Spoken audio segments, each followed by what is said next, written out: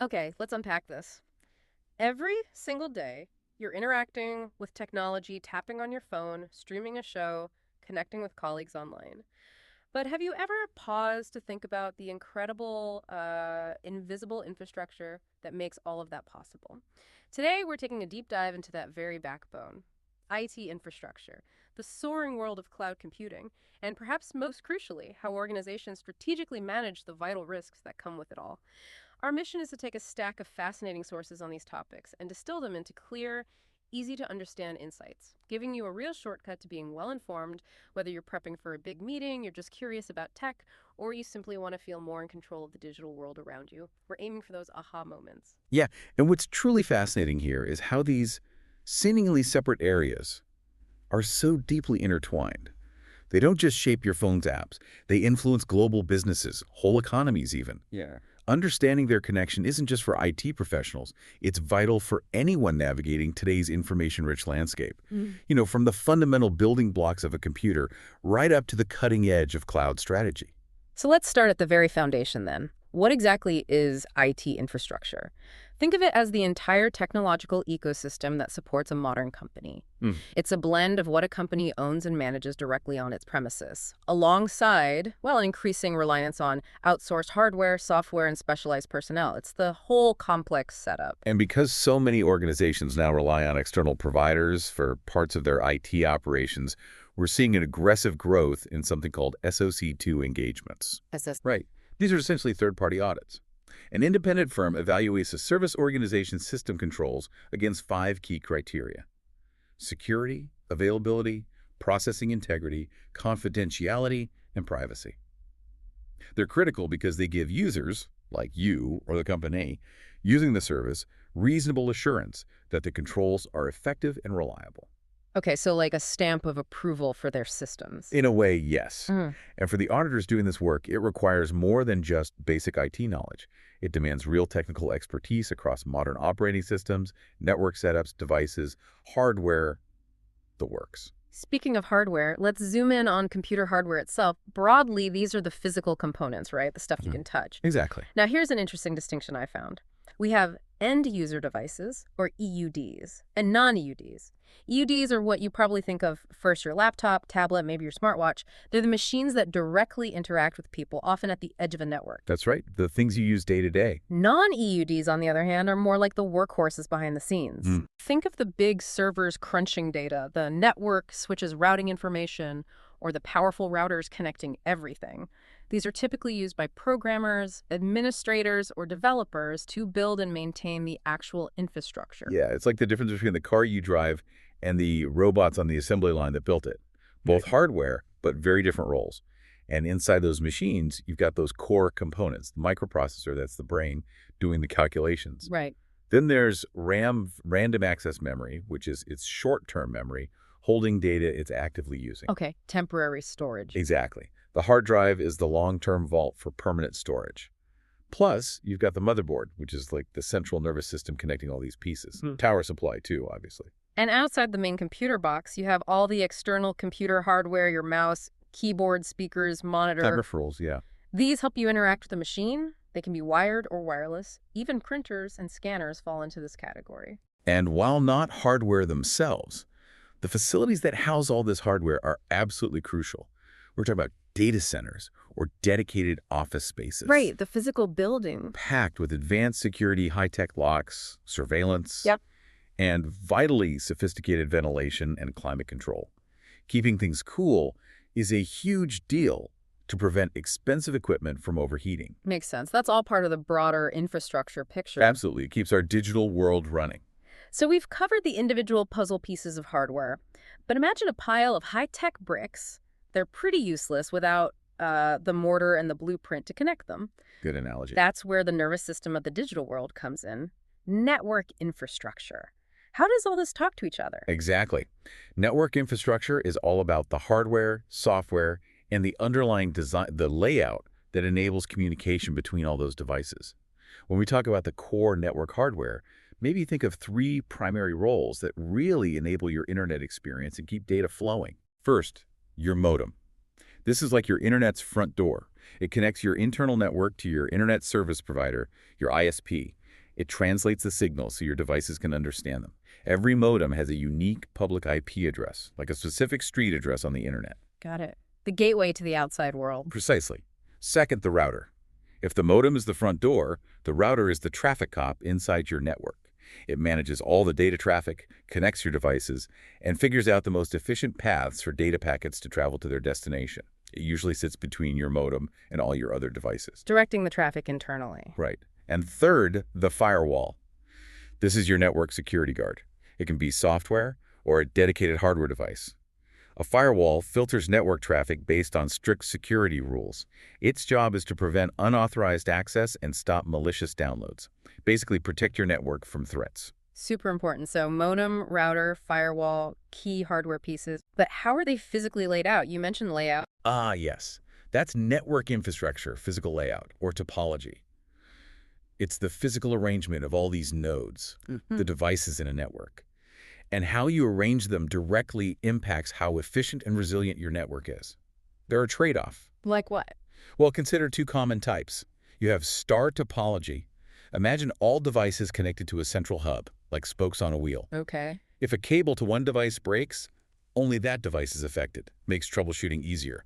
Oh. But that central hub is a single point of failure. If it goes down, the whole network section goes down. Ah, okay.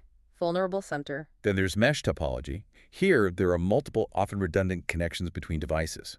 In a full mesh, every device connects to every other device. Wow, that sounds complicated. It is, but it offers incredible reliability. If one connection breaks, data simply reroutes through another path. The downside, it's incredibly complex and costly to set up and maintain, especially in large networks. So a trade-off between simplicity and cost versus redundancy and resilience. Exactly. It shows how you balance reliability against cost and complexity. There are others too, like bus and ring, each with their own pros and cons. Okay, so once you have your hardware arranged, the next layer is making them speak the same language, right? Like rules for sending data. Precisely. It's like having a postal service for your data, but needing clear rules for addressing envelopes, packaging items, and deciding the route. That's where network infrastructure protocols come in.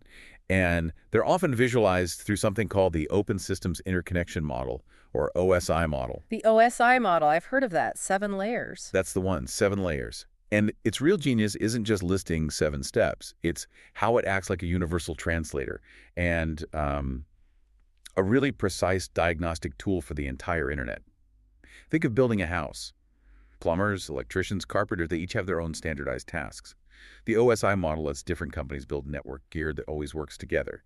And when something goes wrong... You know which layer to check. Exactly. Instead of guessing, you know which floor of the network stack to investigate. Think of it like a journey for your data.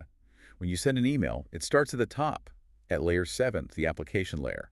That's where your email app talks to the network using protocols like HTTP or SMTP. Okay, the user-facing part. Right. As your email travels down through the layers, each one adds more information, like adding an address label, postage, handling instructions to a package. This process is called encapsulation. Adding layers of info. Yep. Layer 6, presentation, handles formatting, encryption. Layer 5, session, manages the dialogue. Layer 4, transport, ensures data integrity using protocols like TCP. Then Layer 3, the network layer, is crucial for routing. It adds IP addresses, like the Postal Service figuring out the best path across different networks. Bringing it to the right neighborhood. Exactly. Layer 2, data link, adds MEC addresses like the specific house number. And finally, at the bottom, Layer 1, the physical layer, your email becomes raw electrical bits or light pulses, ready for transmission over cables or Wi-Fi. And at the receiving end. The process reverses. Each layer strips off its corresponding information, that's decapsulation, until the email reappears at layer 7, ready for the recipient's app. Wow. Okay, so each layer builds on the previous one for seamless communication. Precisely. And speaking of the overall picture, we also need to consider network infrastructure architecture. This sounds broader. It is. It refers to the holistic design of an organization's network, considering its geography, physical setup, and logical layouts altogether. Like different types of networks. Exactly. You're probably familiar with some common examples. LANs, local area networks, cover a small area, like your home or a single office. Right. Then you have WANs, wide area networks. These span much larger geographic areas, connecting multiple LANs across cities, countries. Yeah. The internet itself is the biggest WAN. Hmm. We also see SD-WANs, software-defined wide area networks, which use software to optimize WAN connectivity, making it more flexible. And VPNs, virtual private networks.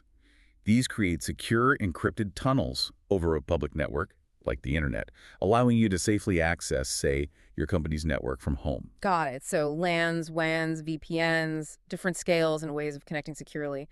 Moving on from the physical and connective element, let's talk software. This is the non-physical brain, right? The instructions. Exactly. Applications, procedures, programs, code that tells the hardware what to do. And central to that is the operating system, the OS. Absolutely. Think of the OS like Windows, Mac OS, Linux, Android, iOS as the conductor of an orchestra.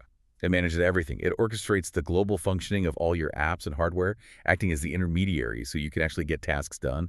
It handles memory, processes, devices, the user interface, making sure everything runs smoothly, even when you're multitasking. Okay, the master controller software. What about firmware? Firmware is a bit different. It's software that's embedded directly into hardware components, Yeah. like a set of hardwired instructions on a motherboard or a microprocessor chip. It tells that specific piece of hardware how to operate at a very basic level. Unlike your OS or apps, firmware is rarely, if ever, updated by the end user. Gotcha. Lower level baked into the hardware. Right.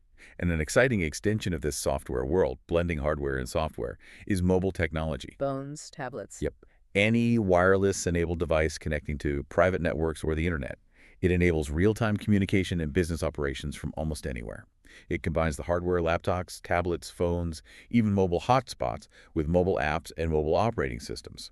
Connectivity happens via Wi-Fi, Bluetooth, or cellular like 4G, 5G. And these can be EUDs or non-EUDs too? They can.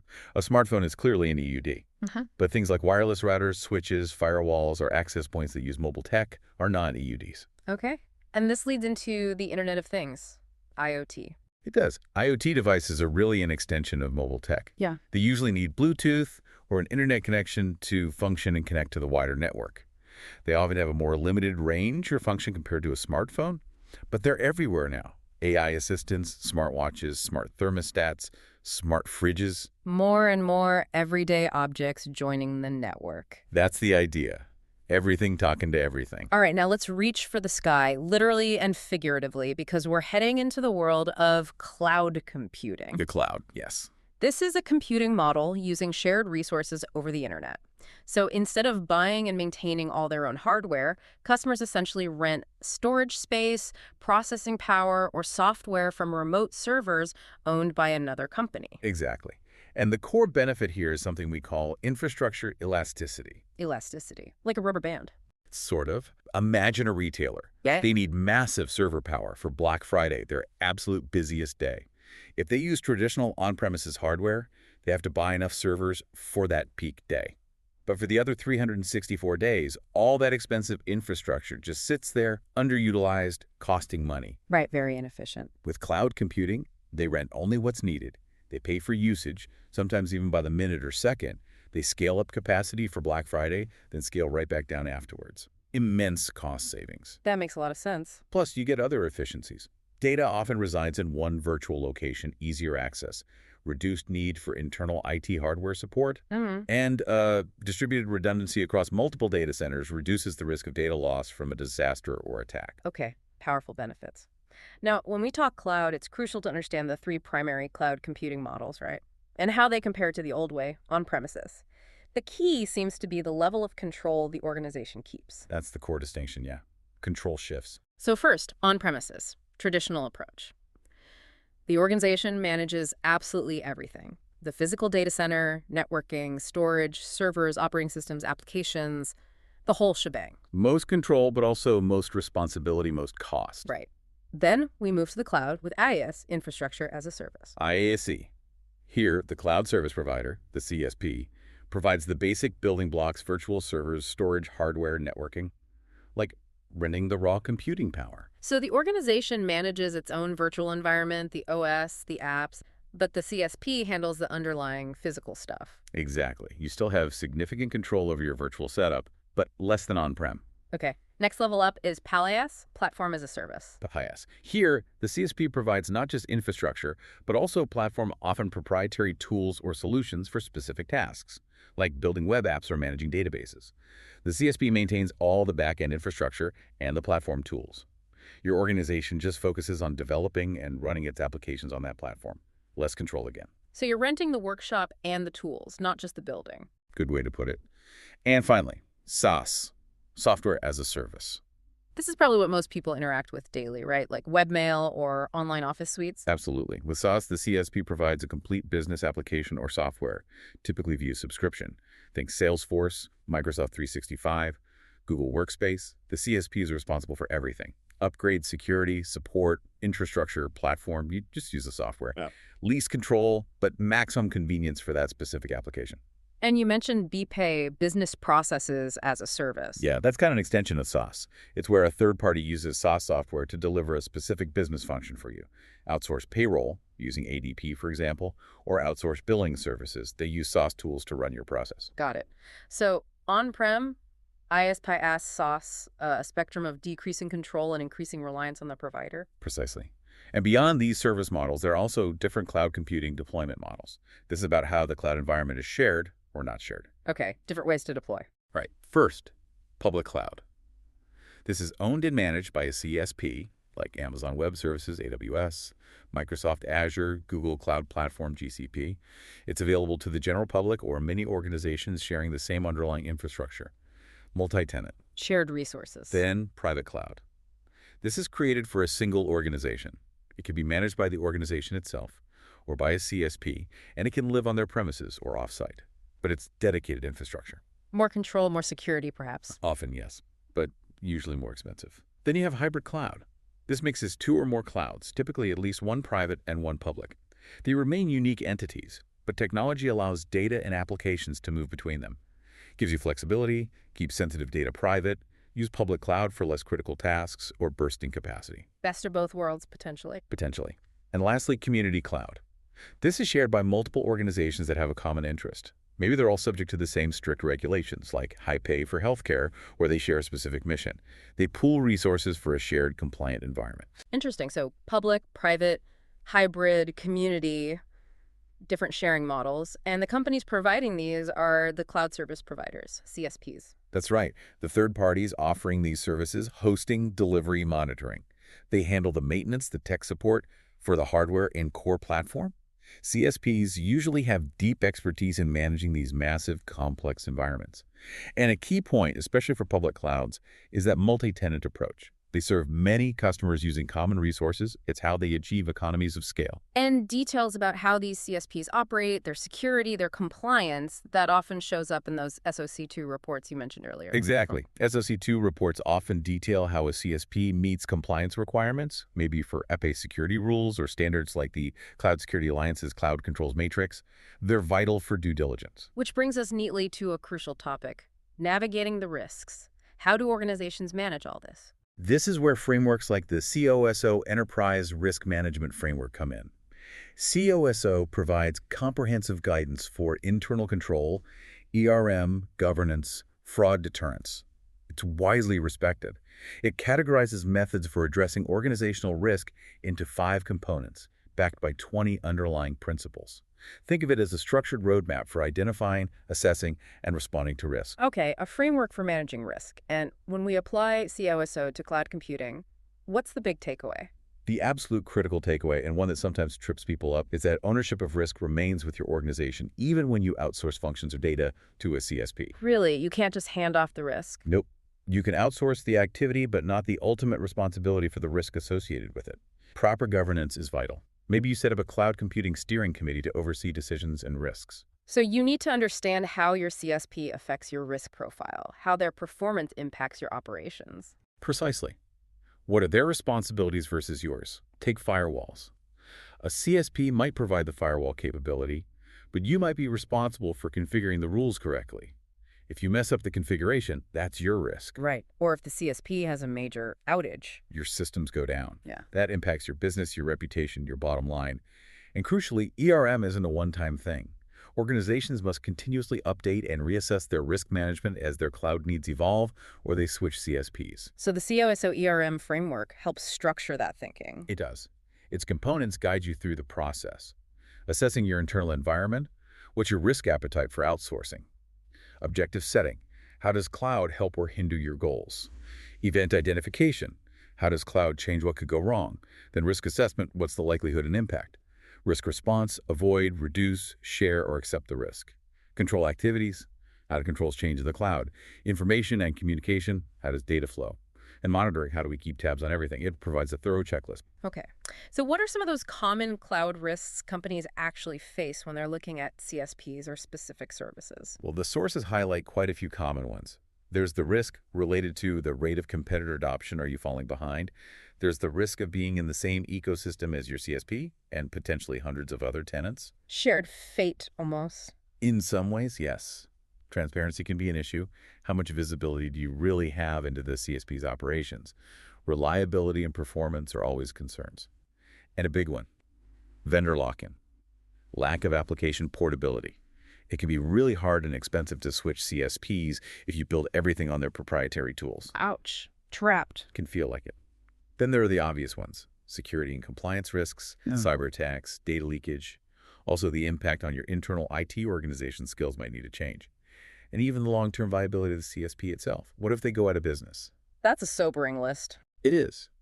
And it's crucial to grasp the relationship between control and risk here. Generally speaking, risk increases when you move from a private deployment to a public deployment model. More sharing equals more potential exposure. Right. And similarly, risk generally increases with less control when you move along the service models, from IaaS to PaaS to SaaS. The more you hand over management, the more you rely on the CSP's controls and processes, and the more inherent or shared risk you take on. It needs very careful management. This makes cloud evaluation and adoption really critical. You mentioned understanding other tenants in a shared cloud. Yes, especially in public clouds.